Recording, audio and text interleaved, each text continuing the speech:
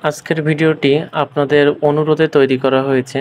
তো ভিডিওটির মেন বিষয় হচ্ছে আপনারা অনেকেই আমার কাছে প্রশ্ন করেছিলেন যে, "ভাইয়া আমরা যদি ৬ষ্ঠ গণবিজ্ঞপ্তির যে আবেদন, এখানে আবেদনের জন্য যে ফি নির্ধারণ করা হয়েছে, যে ৳১,০০০ ফি নির্ধারণ করা হয়েছে, এই ফিটি যদি আমরা ৭২ ঘন্টার মধ্যে ফি জমা দিতে না পারি তাহলে কি হবে?" তো এই বিষয়ে আজকের আলোচনাটি করব এবং তার আগে আপনাদেরকে বলে রাখি, অবশ্যই আপনারা আমার ইউটিউব চ্যানেলে নতুন হয়ে থাকলে অবশ্যই সাবস্ক্রাইব করবেন।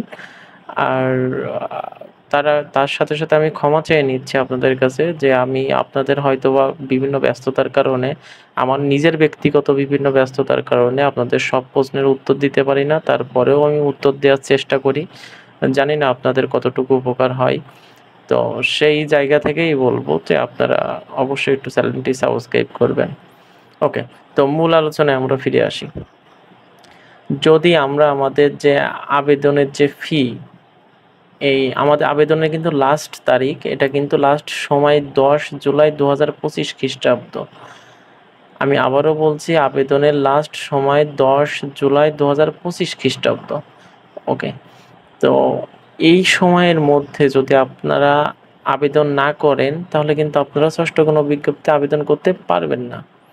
ওকে, এবং দেন যে বিষয়টা আসছে যে আমাদের যে আবেদনের যে ফি, এই আবেদনের ফি জমা দেওয়ার যে লাস্ট ডেট, আপনারা যদি ১০ জুলাই ২০২৫ তারিখে আবেদন করে থাকেন কেউ, তাহলে সেক্ষেত্রে উনি ১৩ই জুলাই ২০২৫ ১৩ই জুলাই ২০২৫ রাত ১২টা পর্যন্ত টাকা জমা দেওয়ার, অর্থাৎ ফি জমা দেওয়ার যে সুযোগ সেটা কিন্তু ওনাকে দেয়া হবে। অর্থাৎ আমাদের ১০ তারিখে আবেদন শেষ, কিন্তু আপনারা ১৩ তারিখ ১৩-১০ জুলাইতে আবেদন শেষ, বাট আপনারা ১৩ই জুলাই পর্যন্ত আবেদনের ফি জমা দিতে পারবেন।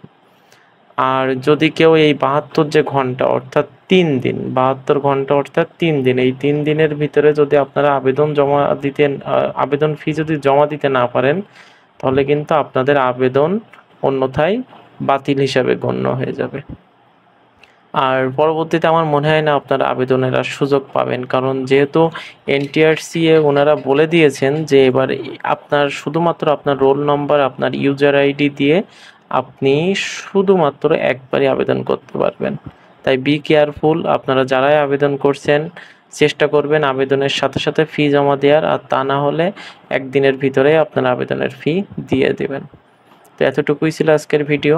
আর এর গত ভিডিওতে আমি আলোচনা করেছিলাম যে আপনাদের আবেদনের সঠিক সময় কখন বা কবে আবেদন করলে আপনাদের চাকরি পাওয়ার সুযোগ বা সম্ভাবনাটা বেশি থাকবে এই বিষয়ে। তো অবশ্যই ভিডিওটি আপনারা দেখে আসবেন। আর পরবর্তী ভিডিওতে আমি গুরুত্বপূর্ণ কিছু বিষয় নিয়ে আলোচনা করব। আর সেই ভিডিওটি দেখার জন্য অবশ্যই সাবস্ক্রাইব করবেন। ধন্যবাদ।